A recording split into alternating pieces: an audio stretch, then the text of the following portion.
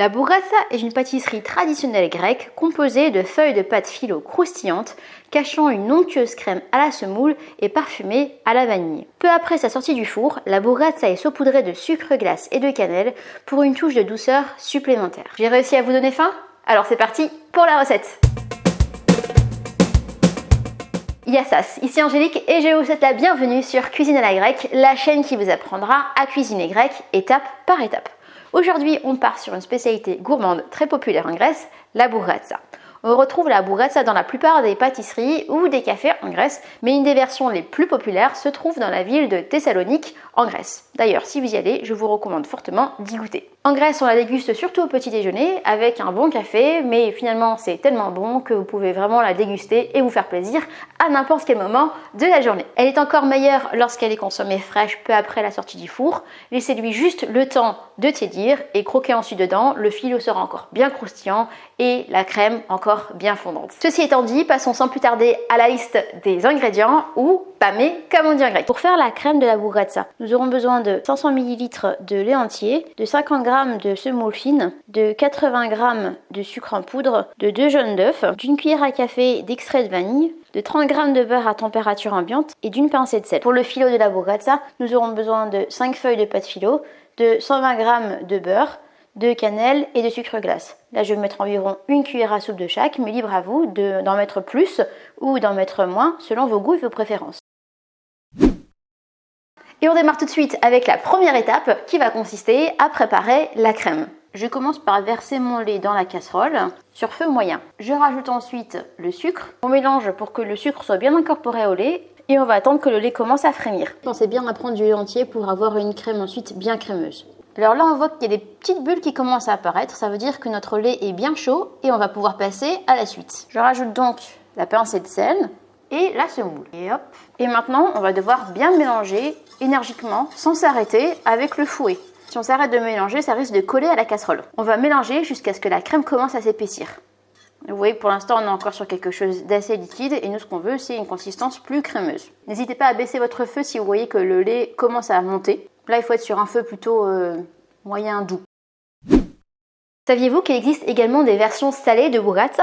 On peut par exemple citer la burrata chaniotiki, une version crétoise avec du fromage misitra. Donc là, on peut voir qu'on est enfin sur quelque chose de plus crémeux, c'est plus compact. On va donc pouvoir passer à la suite. On va rajouter l'extrait de vanille. On remélange. Et maintenant, je vais éteindre le feu. Hors du feu, je rajoute le beurre. Pouf. Et le beurre va naturellement fondre avec la chaleur de la crème. On va continuer de mélanger jusqu'à ce qu'il soit complètement incorporé. Ça sent déjà très bon. Et on va à présent pouvoir rajouter le dernier ingrédient, c'est-à-dire les jaunes d'œufs. Et c'est reparti, on mélange sans arrêt jusqu'à ce qu'ils soient bien incorporés.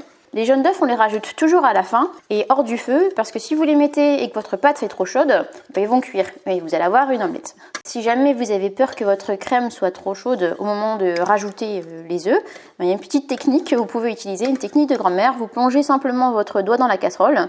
Si vous arrivez à le plonger sans vous brûler, c'est que ça va, c'est pas trop chaud. Si jamais par contre c'est trop chaud pour votre doigt, c'est aussi trop chaud pour l'œuf. Donc il ne faut pas le rajouter tout de suite. Et en parlant de petits doigts, il a quelque chose à me dire. Dis-leur de s'abonner à Cuisine à la grecque, cela aidera la chaîne à grandir et en plus ça va leur permettre d'être notifiés dès qu'une nouvelle recette sera publiée. Eh bien vous savez ce qu'il vous reste à faire. Alors là on a une belle crème bien homogène et qui sent bon. On va donc pouvoir la laisser se reposer et refroidir avant de pouvoir passer à l'étape suivante. Avant de la laisser se reposer, on va la recouvrir d'un petit film plastique. On va la filmer au contact. Donc je pose mon petit film plastique juste au-dessus. Ça évitera qu'une pellicule ne se forme au-dessus de la crème. Et je vous donne rendez-vous dans quelques instants, le temps que la crème refroidisse. Pour information, vous pouvez d'ailleurs tout à fait faire cette étape la veille pour le lendemain. Comme ça au moins vous serez sûr que votre crème aura bien refroidi. On va pouvoir passer sans plus attendre à la deuxième étape qui va consister à l'emballer dans la pâte phyllo. Je commence par préchauffer mon four à 180 degrés. Je prends ensuite mon beurre et je vais le faire fondre dans une petite casserole. Je dispose ma première feuille sur mon plan de travail et à l'aide de mon pinceau, je la badigeonne généreusement de beurre. Essayez de ne pas trop appuyer avec votre pinceau sur la pâte, ça permettra aux feuilles de ne pas trop se coller ensuite. Vous pouvez aussi simplement asperger un petit peu de beurre sans toucher directement la pâte. Je prends ma deuxième feuille, je la superpose sur la première et je refais exactement la même chose. on rebadigeonne de beurre. C'est le beurre qui va permettre à notre bourrassa d'être bien doré. On recommence avec la troisième feuille. Je dépose au-dessus de la deuxième. Je badigeonne de beurre. La la la la.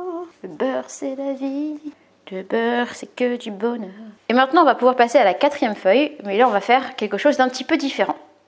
Alors je vais décaler mes 3 feuilles pour que vous puissiez bien voir ce qu'on va faire. Je prends ma quatrième feuille. Bien entendu, l'étape commence par un premier badigeonnage de beurre. Ça va de soi. Je la plie en 2. Un petit coup de beurre. Et je replie encore en 2. Donc au total, on aura plié la feuille en 4. Ensuite, je récupère les feuilles de tout à l'heure et je vais déposer ma quatrième feuille au-dessus des 3 feuilles, comme ceci. On va essayer de centrer tout ça. Voilà. Vous voyez que je mets aussi un petit peu en diagonale. En fait, la quatrième feuille constitue un petit coussin qui va servir à accueillir la crème. Donc on va pouvoir passer à la crème du coup. Je récupère ma crème, je retire le film plastique, je remélange un petit coup. Maintenant qu'elle a refroidi, elle est plus ferme, elle ne va pas se sauver partout quand on va l'étaler sur la pâte. Et on va à présent étaler la pâte sur le petit coussin qu'on lui a préparé. Et je rabat ensuite mes 4 coins vers le centre. De 1 et de 2. En fait, ça fait un peu comme une enveloppe. Et de 3 et de 4. Donc on se retrouve avec un beau petit coussin. Je vais le faire glisser sur le côté, parce qu'on a encore une feuille à mettre. Je vais récupérer la 5e feuille. Je la badigeonne également de beurre. Alors maintenant, on va faire une opération qui est un petit peu délicate, il va y aller doucement. Je récupère mon paquet de tout à l'heure et je viens le déposer sur la 5e feuille en veillant à bien mettre la pliure en bas. En fait, ce qu'on va faire, c'est une protection supplémentaire avec la 5e feuille pour être sûr que la crème ne s'échappe pas. Et enfin, je replie ma 5e feuille sur le paquet. Voilà, on a fait un paquet dans un paquet. On va sceller le tout avec un peu de beurre pour changer. Notre petit paquet est prêt. Je vais ensuite prendre mon plateau, alors au four. J'y dispose une feuille de papier cuisson et je vais venir y déposer délicatement ma bourrassa. Et comme tout à l'heure, je vais m'assurer de la déposer avec le côté plié vers le bas. On verse le reste du beurre sur le dessus. Et on va déjà pouvoir terminer avec la 3e étape qui va consister à cuire, saupoudrer et déguster la bourrassa, mon étape préférée. Et on va à présent enfourner pendant 40 minutes environ à 180 degrés. Vous saurez que la bourrassa est prête lorsqu'elle aura pris une belle couleur dorée. Et hop. Tadam. Et maintenant, on va devoir attendre quelques minutes avant de pouvoir la couper, le temps que la crème puisse se refroidir et se raffermir. On va se faire un petit plateau dégustation. Oh là là. On saupoudre le tout de sucre glace et on termine avec la cannelle. Je vous raconte pas les odeurs. Ça sent tellement bon. Ça sent la cannelle et la vanille en même temps. Le beurre fondu. Et voilà le travail. Bon appétit. Je vous rapproche un petit carré pour que vous voyez bien le résultat final. On a la crème à l'intérieur. On a la crème bien fondante qui n'est pas trop chaude. On a la douceur de la vanille, de la cannelle, le filo croustillant. Une recette que je ne peux vraiment que vous recommander. Si la recette vous a plu, vous pouvez d'ailleurs me le faire savoir en cliquant sur le pouce vers le haut qui se trouve juste en dessous de la vidéo. Cela me fait toujours plaisir d'avoir vos retours. Si vous le souhaitez, vous pouvez aussi télécharger cette recette au format PDF. Il vous suffit de vous rendre sur mon site cuisinealagrecque.fr où vous pouvez télécharger les détails de cette recette, mais aussi mon guide gratuit de la moussaka avec tous ses secrets pour la réussir. Sur ce, je vous dis Kallia Olexi et à très vite pour une prochaine recette. Grec.